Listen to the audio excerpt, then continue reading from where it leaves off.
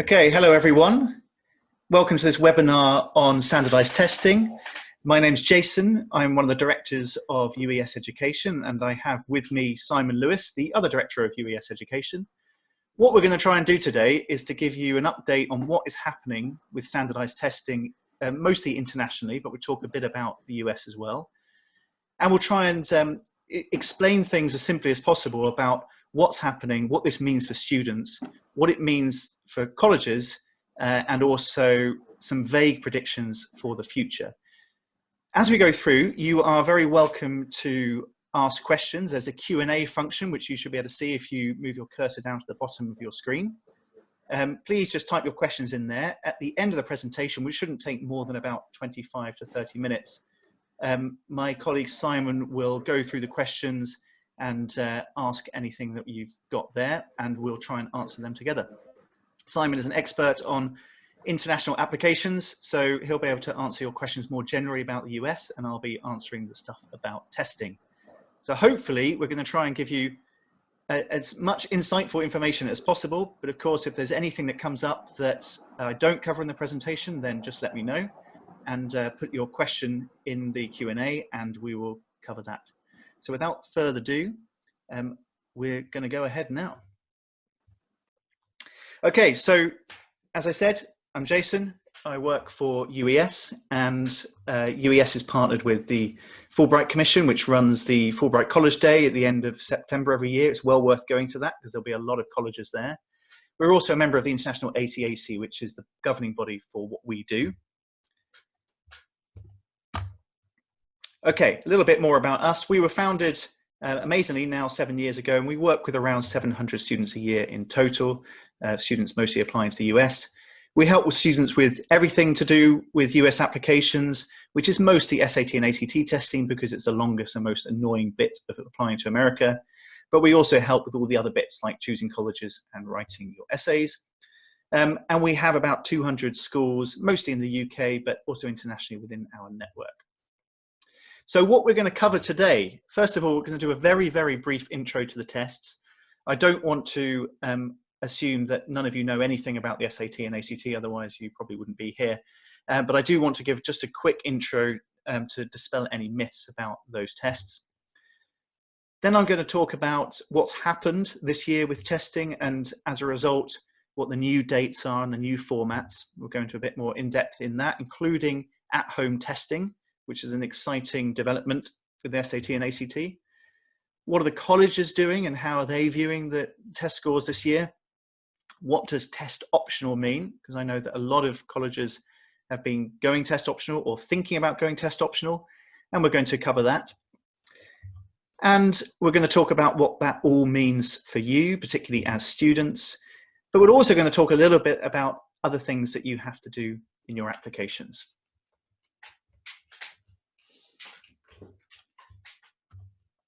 Okay, so first of all, before we do this, what I do want to talk about is why these tests even exist, because with tests that are particularly annoying and take up so much time, why do colleges still insist on students taking them for a large part?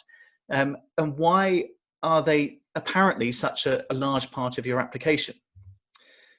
Well, the first thing is, it is a chance for you as students to show off skills further. Now, of course, you get that opportunity in your school grades and your extracurriculars and stuff, but this gives you another chance to show off what you're capable of over and above, let's say, other people who have similar school grades to you.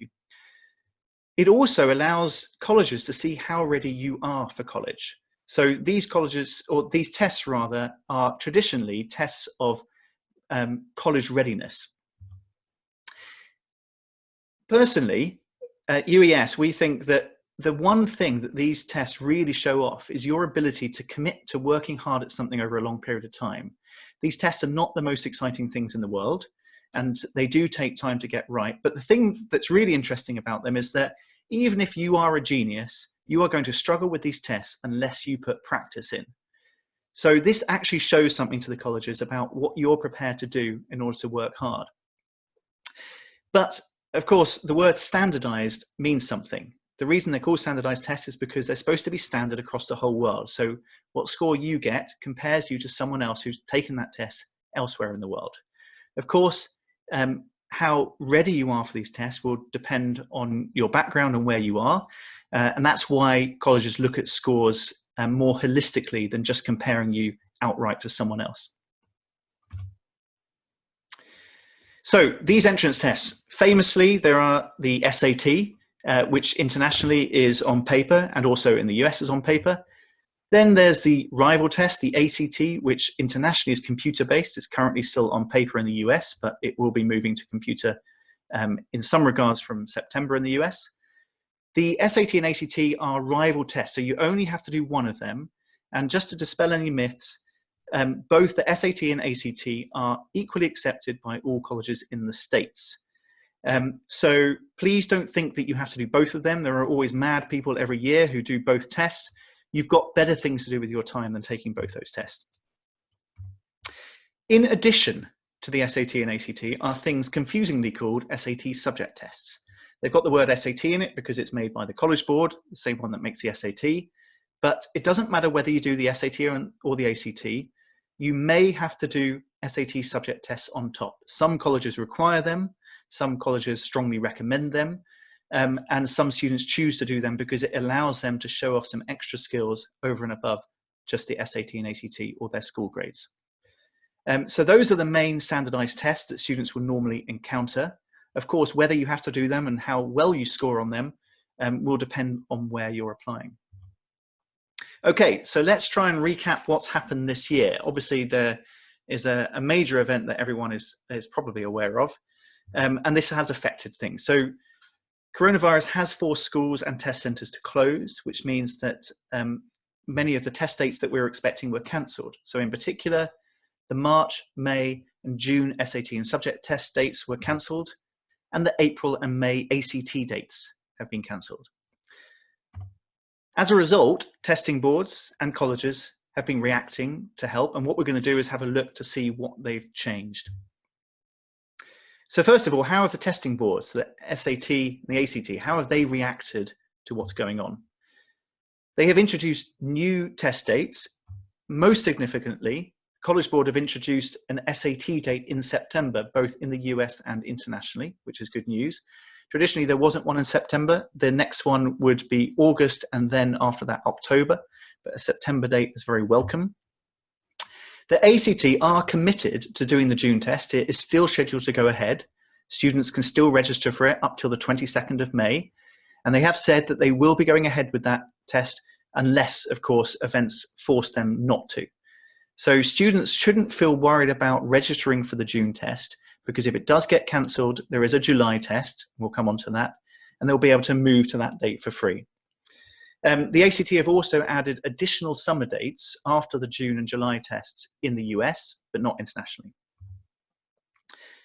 The really exciting thing that's happened, though, is that the SAT and ACT have both announced that there will be at-home testing from September. What this means is that students will be able to take the test in their own home online. That's a great thing. Unfortunately, it's probably not going to be happening internationally, at least not straight away. But it does mean that there is a tendency towards moving to at-home testing. So just to clarify what the test dates are now, as we know, we've got the ACT dates. And the next one, as I said, is June. That's the next one that's scheduled to go ahead. Then there's a July test. And the other dates are all as expected, September, October, and December this year. Just to take us through to autumn next year. So anyone who's in year 11 could be considering any or all of these dates. Hopefully not all of them. We've got December, February, April, June, July, September, and October 2021. For the SAT, the next dates that will be this year will be August and that new date that I mentioned in September. Then we've got October and December as normal. And then we've got March, May, August, September, maybe, and October 2021. We're not sure whether there'll be a September date next year or not. For the subject tests, now you have to bear in mind they are also run by the College Board. So what that means is that if you're planning on doing a subject test, you have to make sure that you weren't planning on doing the SAT in the same month, because those dates clash. But the next available one for subject tests is the 29th of August. Then we've got October, December, May, June, August, and October again next year. Okay, but let's move on to the more exciting stuff, which is at-home testing. What this means is that students would sit the test online in their own home. What that probably means is that it will be proctored live by an invigilator, so students will have someone monitoring the exam, and that will probably be monitored by webcam. In addition, there will almost certainly be software used to detect cheating and try and ensure security, and I'll come on to how that might work in a moment. And students will probably do their working on laminated paper. The reason they choose laminated paper is so at the end of the test, the proctor can see that the student has rubbed out any of their working, so none of the questions end up leaving the exam room, if you like.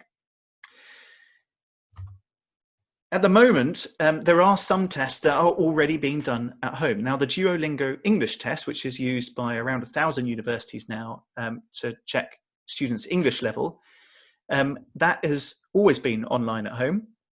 In addition, the GRE, GMAT and TOEFL have all moved to online testing at home in the last couple of weeks. And we have some feedback from students on those tests of how it's gone. And generally, it's been very smooth.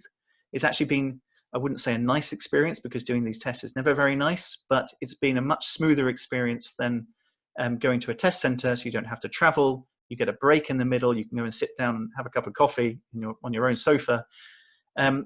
But all those tests are monitored live by an invigilator. The GMAT is slightly different in that you can't do working on your own paper or laminate paper. You have to do it on an online whiteboard, which some students have said takes a bit of getting used to. But the GRE and TOEFL, you can do working on laminated paper and just rub it out at the end. So it'll be interesting to see how the SAT and ACT do it. And it will be interesting to see also what sort of software they use there. So some of those tests use some very clever software that detects where the student is looking, whether they've got other programs running, whether anyone even enters the room, and it can shut down the test immediately if that happens. So I imagine that the SAT and ACT will use similar sorts of things to try and make the test as secure as possible. But overall, this is probably a good thing. And we imagine that this is the future of testing. So rather than students having to go to test centers all the time, they'll be able to take the test securely and comfortably in their own home. It would be difficult to imagine the SAT and ACT starting at-home testing and then stopping it once they've done it. We think that this will probably be the way that most students will take the test in the future, but test centers will still exist because there are needs for students with disabilities and other reasons like equipment. So the test centers will still be there as well. How have the colleges reacted to all these changes? Well, the most obvious thing is that some of them are dropping their SAT and ACT requirements for 1 or more years. This traditionally is what test optional means, where you don't have to submit your SAT and ACT scores. But we'll come on to what that really means in a moment. Some have dropped their subject test requirements. So, for instance, MIT have said that for this year, they won't require subject tests. Normally they do. That will probably change back again in subsequent years. And what you do have to bear in mind is what the colleges are doing this year might be different to what they end up doing next year. So you do need to keep an eye on what the colleges are doing from year to year. For students applying this year, so the ones who are in year 13 or senior year, of course, this is the time when they should be committing to their colleges. And normally colleges require deposits to be paid by the 1st of May. Some colleges have relaxed that and given them a bit more time to do that. Some colleges, and this is where everything is up in the air and depends on a lot of different things coming together. Some colleges have said that they will be offering online classes from September, or they may start their semesters later, either October or even later than that. Obviously, that differs from college to college. And like I said, it depends on the situation when we get to that time. So let's delve in a little bit more into what test optional actually means. Now, as I said just now, students don't have to submit SAT and ACT scores. That doesn't mean they can't. It's not the same as a college being test blind. Test blind means that the colleges won't even look at the scores if you submit them. But most colleges that don't require test scores are actually test optional, which means that they will look at them if you submit them. I was on a webinar with some colleges yesterday, and one of the colleges said, we'll look at everything you submit us. If you bake us a cake, we'll take that into consideration. So just bear in mind that just because a college doesn't require the SAT or ACT doesn't mean that you shouldn't submit them. If you do submit scores, you've got to make sure that they're good. Now, good is in inverted commas there, because what is good for one college is maybe not good enough for another college, and it also depends on your personal circumstances. So that is quite a subjective thing to say, and it's a long-winded way of saying it depends. But if you think your scores are good enough for that college, and let's say that they're well within the sort of expected ranges of scores for that college, then it might be worth submitting them. Submitting very low scores probably won't do your application any good. But if you have the opportunity to take the tests and you've got the ability to score well, then that can still help your application. This is not a new phenomenon. There are plenty of test optional colleges. There are some very famous and very highly ranked colleges in the States that are test optional, places like NYU and UChicago. But students still submit test scores to those universities. So how will colleges view scores this year? It depends which college you're talking about, and it differs from college to college. But just to give an example, because there have been some big changes and some big names that have announced that are going test optional. Cornell, an Ivy League university, has announced that it's going to have a test optional policy for 1 year. But here's what they've said about it on their website. They've said that Cornell overall has not planned to adopt a test optional policy permanently.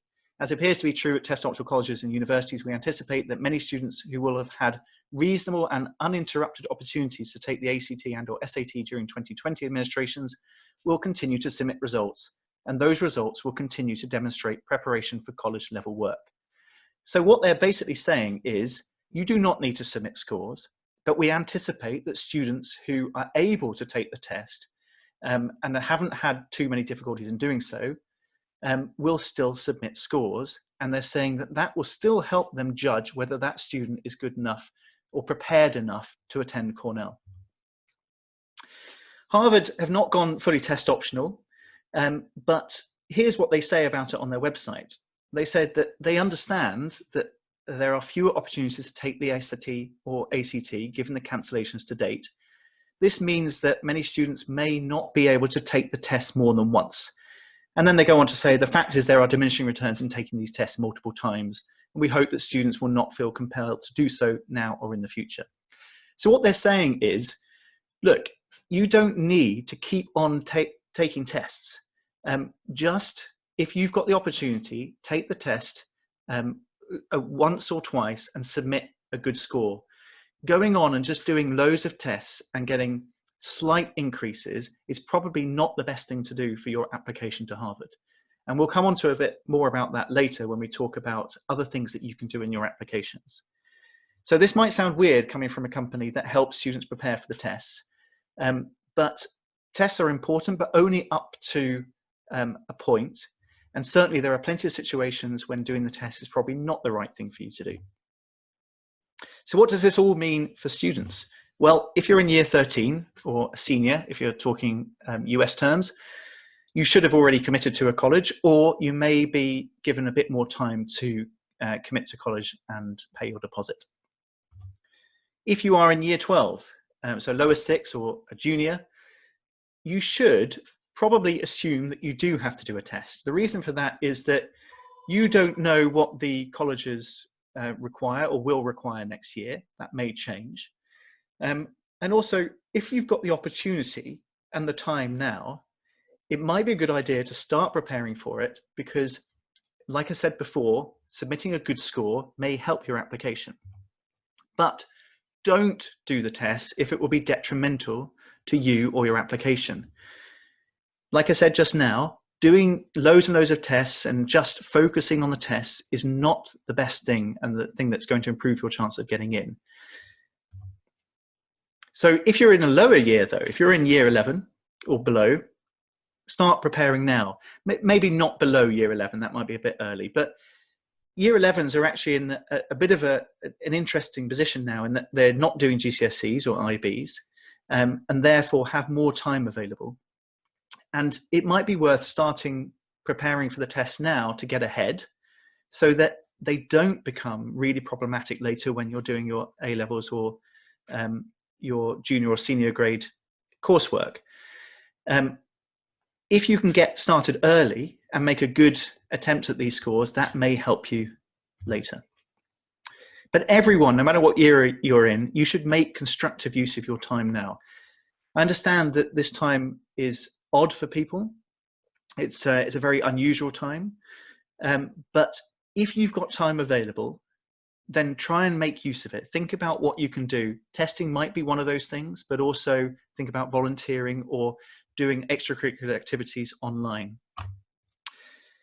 One thing to note though is that student athletes and merit scholars, so people who are applying for academic scholarships or for sports scholarships, might have to submit scores and almost certainly will have to submit scores even at test optional colleges. So please don't assume that you can get away with not doing the tests. So the testing timeline, we've written this based on students being in year 11 now. So if you're the year above, hopefully you've already started, excuse me, thinking about the tests, but you still have opportunities to take them. So if you're in year 11, first of all, choose the test. Now we have a free diagnostic test online. You don't have to do that, but the most important thing is to work out which test you're going to score best in. Remember what I said, you don't have to do both tests. Start preparing, consider taking a course or just get the books and start doing practice tests and see how you feel about it. Once you get to year 12, think about taking your first test in the autumn. Now, if you're lucky, you could have taken your first test in the summer, but most students will take their first test in the autumn, maybe in September or October. And then you can take your second test maybe by Christmas or in February or March. And then you can move on to your subject tests if you need to. Not everyone will have to do that. And you can do those in May or June. And then you can do your last SAT or ACT, hopefully by the end of lower six, by the end of year 12. Then when you get into year 13, if you absolutely have to, you can take your final tests in September or October. We generally don't recommend that because it would be nice to know what your scores are before you finalize your college list and start submitting your applications. Remember that most people will submit their first application sometime in October and then the rest of their applications by the end of December. So having your scores early means that you can choose your colleges and work out which ones you think you might get into early enough. I'm going to try and make some very vague predictions now about what's happening with the tests and what will happen with the tests. But bear in mind, things are moving very rapidly and these predictions may well be out of date within a week.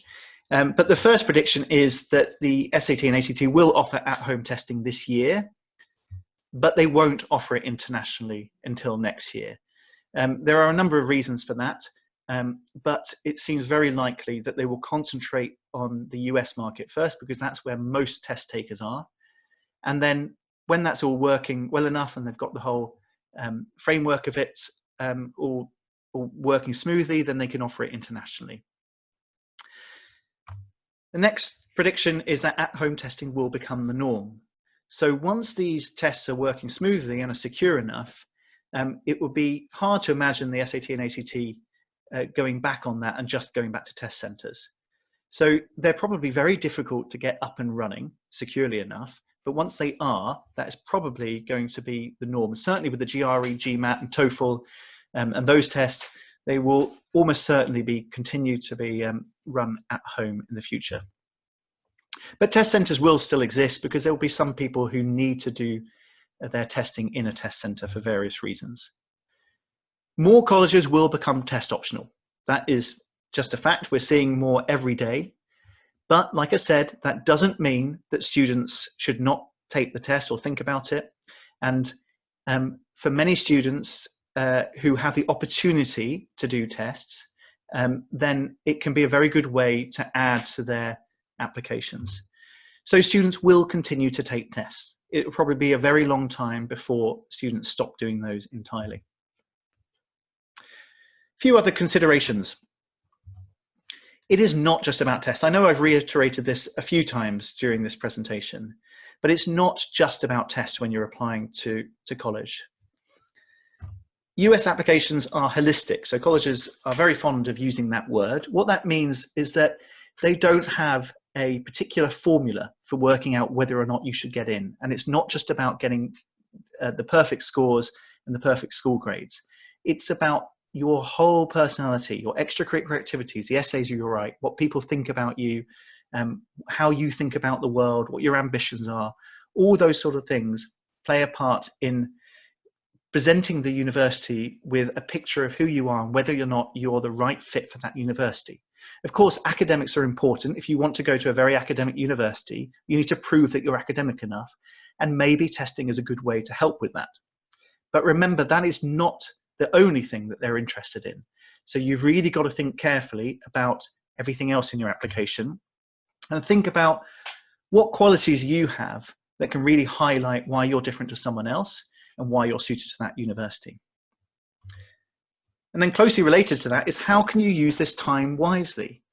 Preparing for tests might be one of those things, but also, like I said before, think about your extracurricular activities. Think about what you can do with this time now that will help you with your applications in the future. Just a few practical points to round off the presentation. Registration for the ACT is done through this website. It is open now for any test all the way up to July 2021. The SAT, normally the registration opens in June, although they have been saying that they will be opening registration this month, so do look out for that. And then once it's open, you will be able to register for tests right through to June 2021. And that is the address where you register for the SAT. Remember, always register early because places do get full up, and normally the registration closes for the SAT about 4 weeks before the test, and the ACT about 3 weeks before the test. There are late registration deadlines as well, but you end up having to pay more, so it's not a good idea. But the earlier you do it, the better. One thing I should say is that the SAT will be prioritizing students who have not had a chance to do the tests that have been cancelled. But for every student, it's always worth applying early. Just to finish off, a little bit more about us and what we do. As we said at the beginning, we give advice and information on everything to do with international, but mostly US applications. We run courses for the SAT and ACT in schools around the country, but we also have our own week-long intensive courses and weekend boot camps. Our next course is in the May half term. We also have private tuition for all the tests. Our diagnostic test is free. Please just follow that link, go online, take the test, and you will find out which one you are more suited to. And we have partnerships with sports scholarships consultants. We don't do sports scholarships, but we do know people who do, and we can put you in touch with them.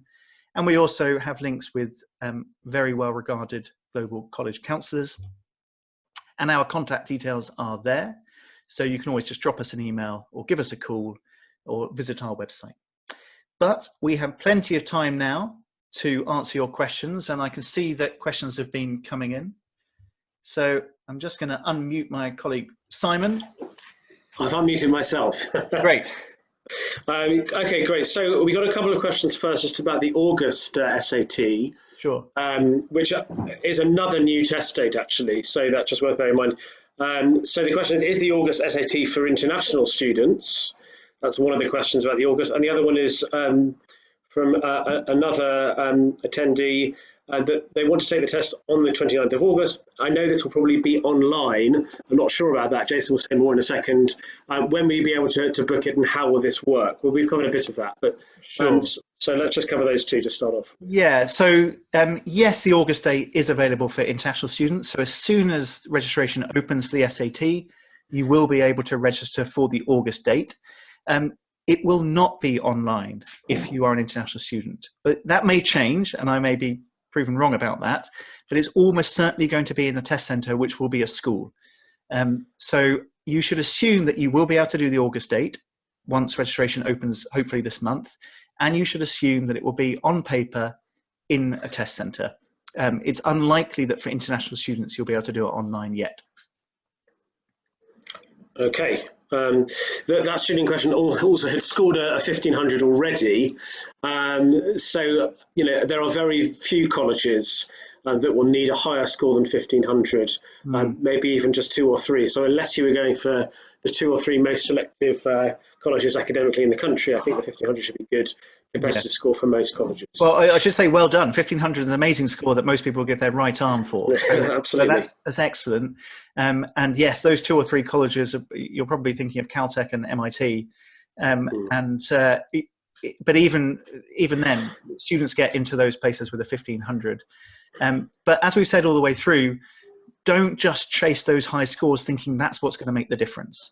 There may be other things you can do in your applications that will actually make more of a difference. So don't do those. If you can do another test and get 1550, fine, but don't do that at the detriment to the other things that you should be doing, like your extracurricular activities. Okay, next question. This is a very good question actually, will the acceptance rate at colleges decrease due to the availability of test optional? No. Actually, we don't know. It may do. So interestingly, there is some data that shows that when colleges go test optional, the admit rates go down because they become more selective. And there's a couple of reasons for that. First of all, the only people who are submitting scores tend to be the higher scorers. So you end up having to submit higher scores. And the other thing is that they end up looking at the other bits of your application in more detail because a lot of people are not submitting scores. So it does tend to become actually a little bit harder to get in. It does depend on the student because, of course, if you were not a very good test taker, but you did really well in your school stuff and you've got really good extracurriculars and you're a great fit for that university, that might actually improve your chances of getting in. Overall, the answer to your question is it's probably not going to make a huge amount of a difference in just 1 year, but it might be a little bit harder to get in, but then it does depend on the student. Great. Okay. So that one has been answered. Another question, if at-home testing, this is Yasmin, if at-home testing is not offered internationally until 2021, will international students be given some leeway if they are unable to take the test in person, assuming that a college isn't already test optional? That's a great question. The answer is yes, probably, because if students haven't had the chance to take tests and haven't had the same opportunities as other people to take those tests, then colleges will take that into account. What I would say is that if you've got a student in who's currently in year 12, they probably should have already done a few tests beforehand, and they're definitely going to have at least 2 more attempts at doing that. But certainly the number of tests they would have had has been significantly reduced. So colleges will probably take that into account, but they should still try and make the best of the situation they've got and aim to take that test in July or August and have a good shot at it. And then after that, then move on to the rest of their applications. Okay, great. So that feeds into actually the next question. Will there be an option to sit the SAT during the summer 2020? Well, I think at the moment, that's a little bit up in the air, isn't it? So we should assume that August test date will be available. Yes. And so I would plan for that one. Yes, for the SAT, you should plan that the August date is going to go ahead. For the ACT, June and July are both scheduled to go ahead. Obviously, June looks less and less likely as time goes on, but there is no harm in a student preparing for June, registering for June, and if it doesn't go ahead, at least they're prepared and can swap to July quite easily. Mm-hmm. Next question is another very good question, which we can answer from Emmanuel. Is there a specific website which shows which colleges become test optional, or do we have to go website to website? Well, I've got the link here, Great. so I can type this. The authority on test optional is Fair Test. And they keep a very up-to-date list of all the colleges that are test optional, and even keep a chronology of those colleges that have gone test optional and what their policies are. So you can probably just Google Fair Test, but I think Simon's also going to put the link up there. I am going to just copy it for everybody now. So I'm also copying the International ACAC document as well, because that kind of gives a bit of differentiation between different policies for international students, because there are some colleges that are test optional for international and some just for domestic. So there is... that's a good point. It's always worth double checking with the website of the college itself as well. So when you're applying, don't just go off the Fair Test website, because things may have changed. A college that wasn't test optional may now be test optional, and a college that was test optional may change their policy again next year. Okay, and our next question from Leslie Sharples. Will accommodations still apply with at-home testing? That's a great question. That is a great question, and the answer is I don't know. I imagine yes, but what I would suspect is that at least initially, students with accommodations will have to go to a test centre. That's how it works with the GRE and the GMAT at the moment. So if you need extra time, the initial format probably won't allow for that at home. And certainly if students need to do it on paper, they won't be able to do it at home. So it's a great question. And all we can do is see what happens from September when the SAT and ACT go online, and see what they're doing about accommodations then. Yeah, I should say that this is a bit of a hot potato at the moment with organisations like NACAC, who want to ensure that there is kind of fair and equitable testing at home. So I think the College Board and the ACT will do everything they can to ensure that access to testing, be it at home or in test centres, remains fair across the board. That's right. Okay, next question. Are colleges, this is a really good question, are colleges likely to push back their early decision deadlines? What are our views on that? That's interesting. At the moment, I haven't heard about any colleges saying that they would do that, but also it's really too early to tell. It seems, who knows is the answer. Who knows? I think we just have to watch this space and see what happens, because if you have to remember, at the moment, colleges are really trying to deal with all the seniors or the year 13s who are currently committing, coming off the wait list, swapping their decisions from one college to another. So they're just trying to get through all of those first of all, and they're probably going to have to wait and see how things pan out, and then make a decision about what's going to happen with early decision. If I was going to make a prediction, I would suspect that some probably will, and they'll change the deadline slightly. Others probably won't see a reason to, because the reason for that early decision deadline is that they can get a good idea of their incoming freshman class early on. So pushing it back is not particularly helpful for the college, but who knows? In these times, everything might get pushed back. Mm-hmm. Yeah, I would agree with that. I think the majority will stick to the November 1st or 15th deadline, because if you think about when the scores in the autumn are likely to sort of be coming through, they're going to be in advance of that November the 1st deadline. So they haven't introduced sort of new dates close to that deadline that it would make sense to push it back, but as you know, it's a little bit up in the air at the moment.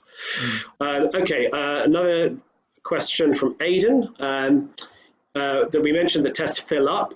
Do we think that when tests are taken at home, they will limit the number of spaces for the test, or will it make the test place limitless? I think you're in a very good position to answer this, Jason, with your knowledge of the GMAT. Well, it's a great question. It's probably not limitless, because I think the one factor that actually limits it is not the technology, it's the availability of live proctors. So the invigilators who have to be responsible for the students, there's probably not an infinite number of those who can get lots of students up and running at the same time. Now, the GMAT has things a bit easier, because you don't have to do the GMAT at a particular time. With the SAT and ACT, you're probably going to have to do it still on a certain day, at least at the beginning. although that may change. And therefore, there's probably a limited number of proctors who are able to get those tests up and running. But what I would say is that there's probably going to be a lot more availability for those tests than there is in a test centre. So I think you'll see the test centres getting full up before the at-home testing. So I wouldn't worry too much about availability. But as always, registering early is always the best thing, because then you're much more likely to get a spot. But remember, if you're international, you're probably not going to be able to do that at-home testing until next year anyway. I just wanted to also add to that, Jason, about a kind of priority testing. So the College Board has actually said that they will prioritise those students who are what they call rising seniors, so going into upper sixth in September, who have not yet taken an SAT. Those students will get the priority for the August and September test date. So that's just worth bearing in mind, that if you are in one of the lower years, so currently in year 11, going into lower sixth, year 12, that you may have to wait a little bit longer to get a slot in a test centre. And also that, the at-home testing, that will almost certainly not apply to the incoming upper sixth, year 13. It will be the lower years down. That's right.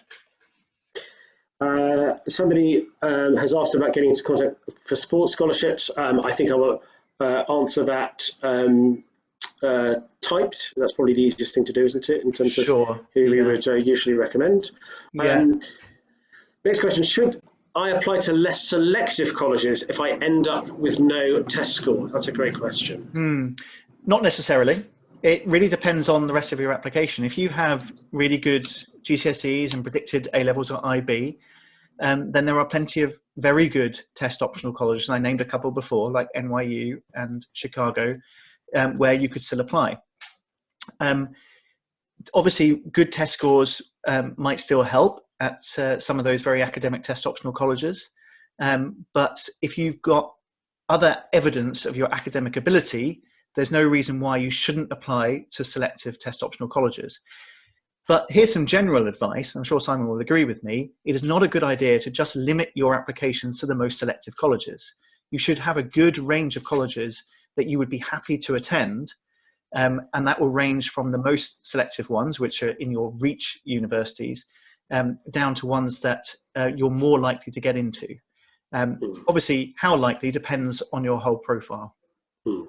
I'd absolutely agree with that. And actually, you don't necessarily need to compromise in terms of academic standards by applying to colleges with a higher admit rate. So, for example, Carnegie Mellon in Pittsburgh, fantastic university.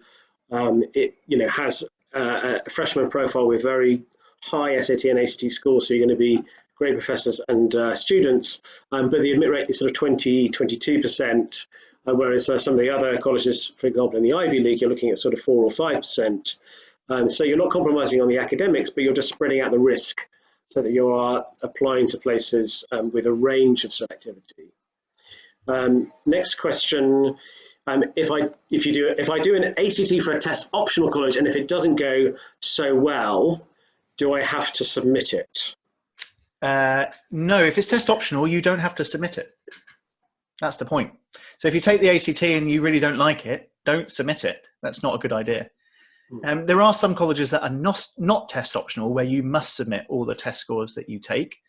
But for the test optional ones, it is up to you whether you submit it or not. And I've just had a clarifying comment from our good friends at NYU, Lisa at NYU, saying that the NYU is test flexible rather than test optional.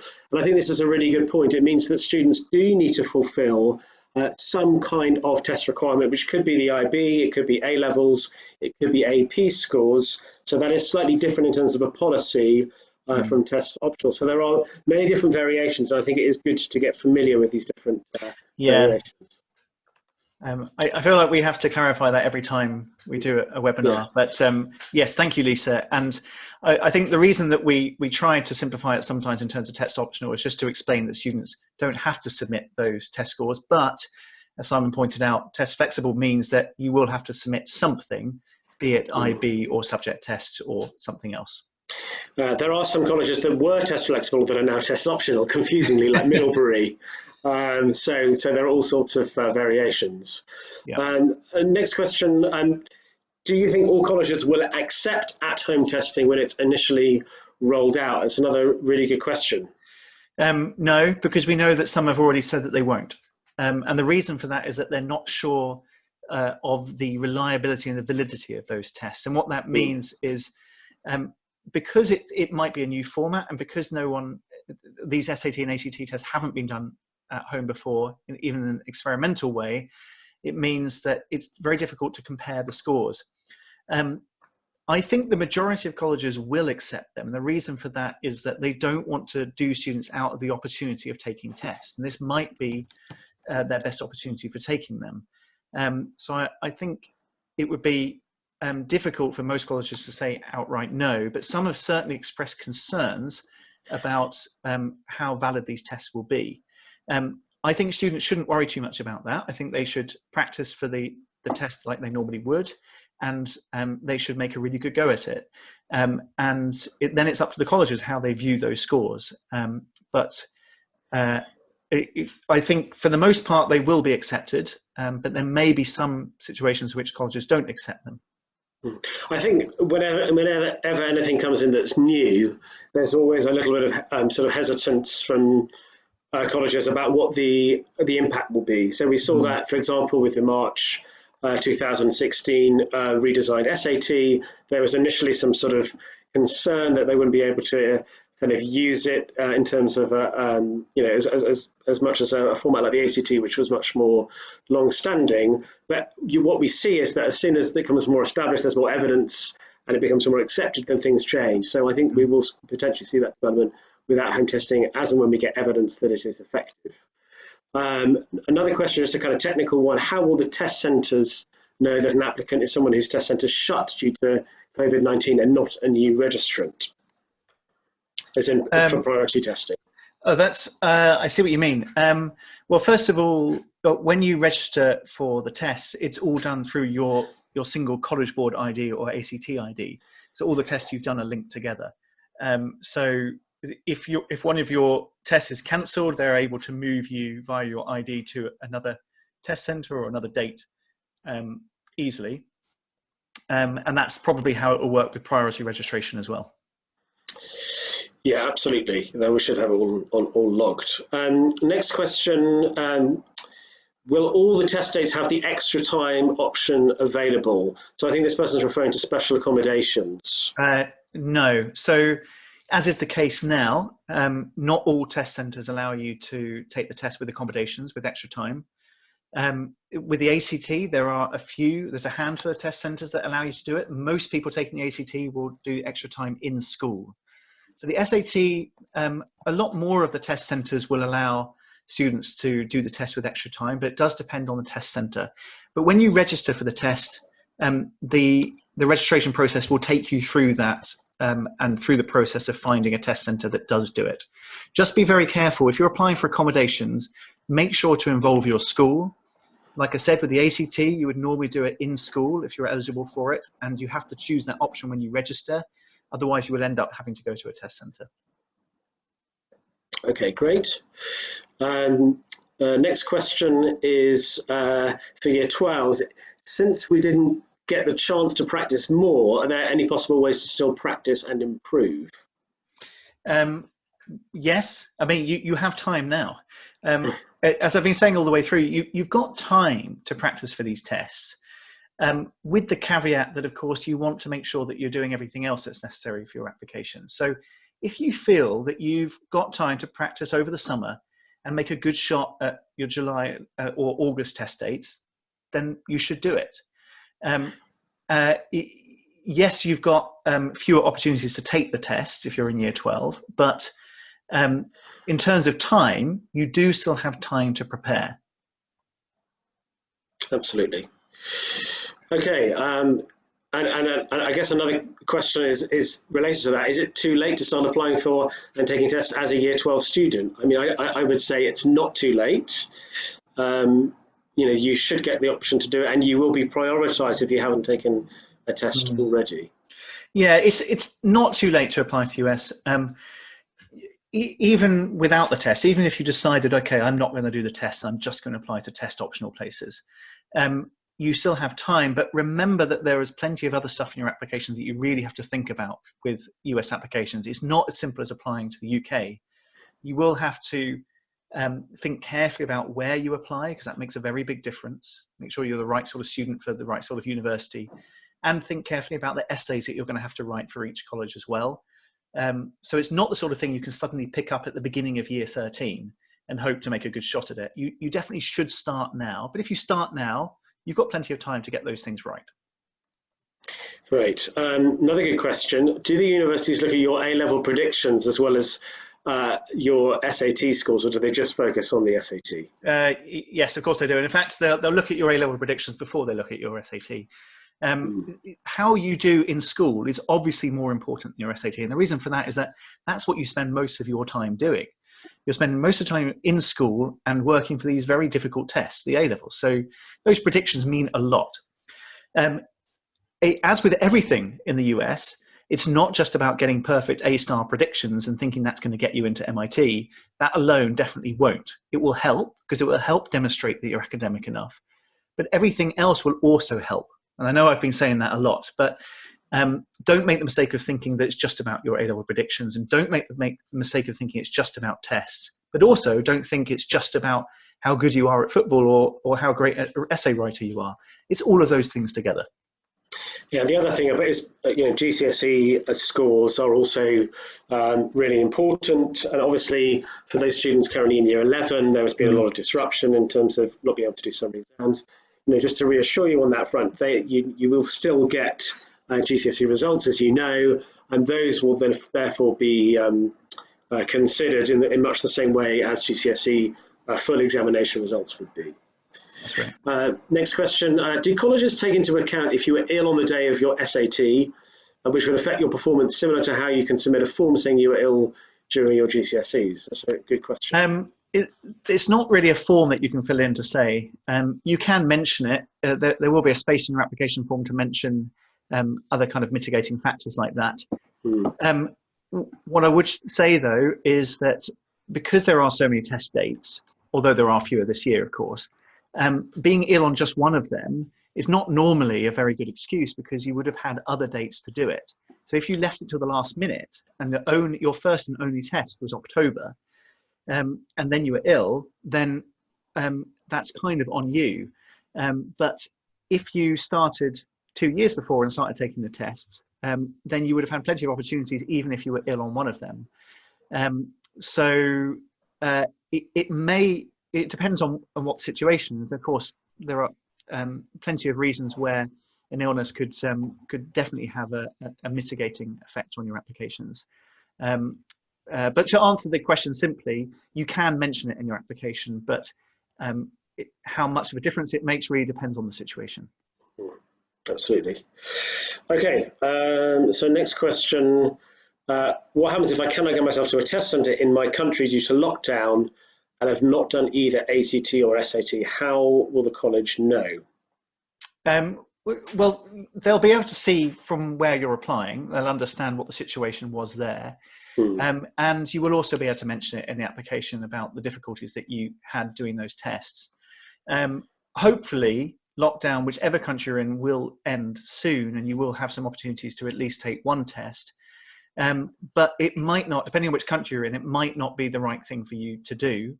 And actually, it might be better to say, you know what, I'm going to apply to test optional places instead, and not submit test scores. But hopefully you will have a shot, and then you'll be able to make a decision about whether or not to submit those test scores. I think what we would also see is that if there were a particular region that were affected, the colleges would be flexible. And so for applications from these particular countries where students were not able to sit tests because they were cancelled, we will be test optional. At the moment, they do differentiate between international students and domestic students on some test optional policies. I see no reason why they couldn't further differentiate between different countries. Exactly.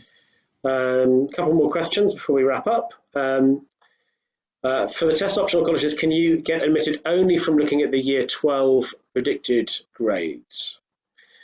I think that there's a bit more complicated than that, because test optional doesn't mean that they won't consider your test score. So that's just something, a key message is that Mm, test optional is not the same thing as test blind. They will still look at test scores if you submit them.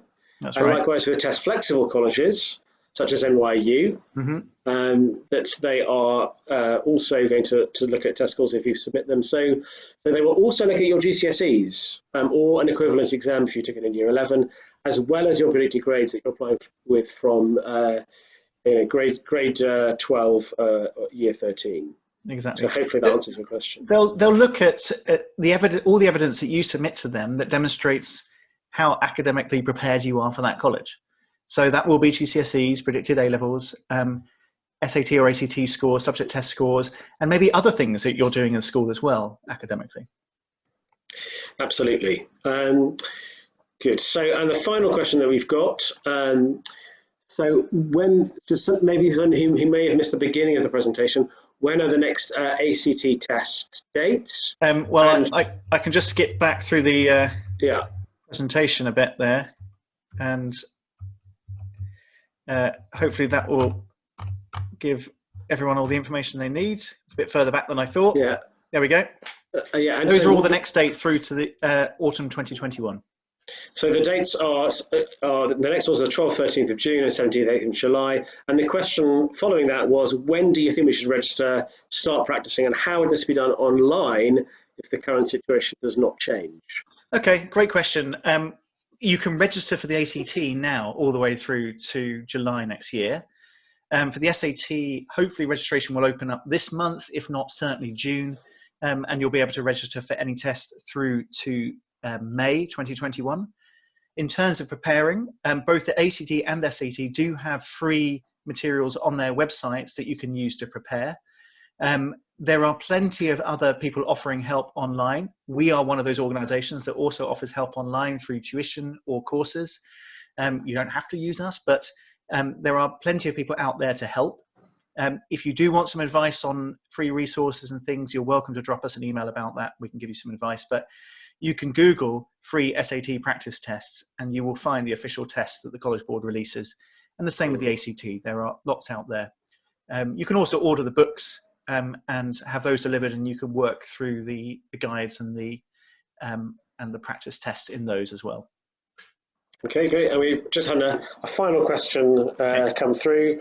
So now that predicted A-level grades are affected, is there any indication that colleges will look at them differently?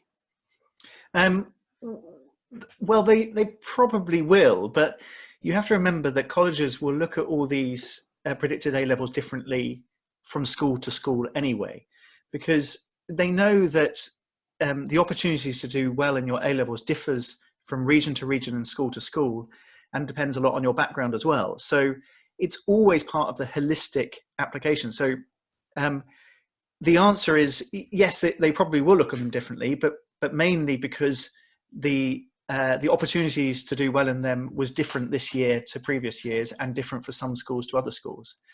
So all you can do is work as hard as you can to try and get good predicted A-levels. And if you get good predicted A-levels and you shine out above other people, then obviously that puts you at an advantage. One thing I would say is it's certainly true that students across all years have had their education affected by the global pandemic.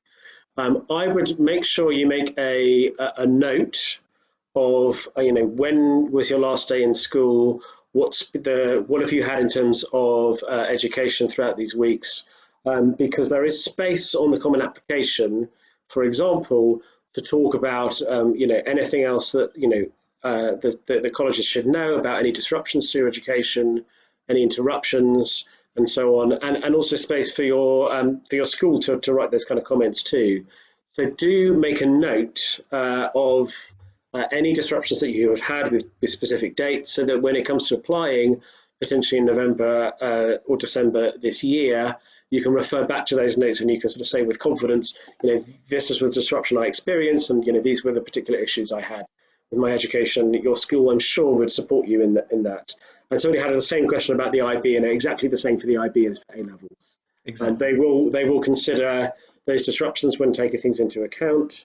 But Jason's absolutely right. Just do as best as you can under the circumstances, and you will see that the colleges will take those things into account. And be nice to your teachers so that they write you good references. So turn up to your lessons and do your coursework, and that will help a lot. Yeah, and one very last under the gate, are the ACTs or ACTs considered more by universities, considered that the latter is said to be considered more or is better? I think the question is basically, do they have a preference for ACT or SAT? No, no. If a college requires or accepts the test, then they consider both of them equally. There is one college to point out where we've come across before, and they may have changed their policy this year, I'm not sure, but the Curtis Institute of Music did, at least until last year, require the SAT, not the ACT, but every other college accepts both the SAT and ACT equally. They have no preference. And don't prepare for both. It's not a good use of your time. No. Figure out which one you're better suited to and prepare for that one.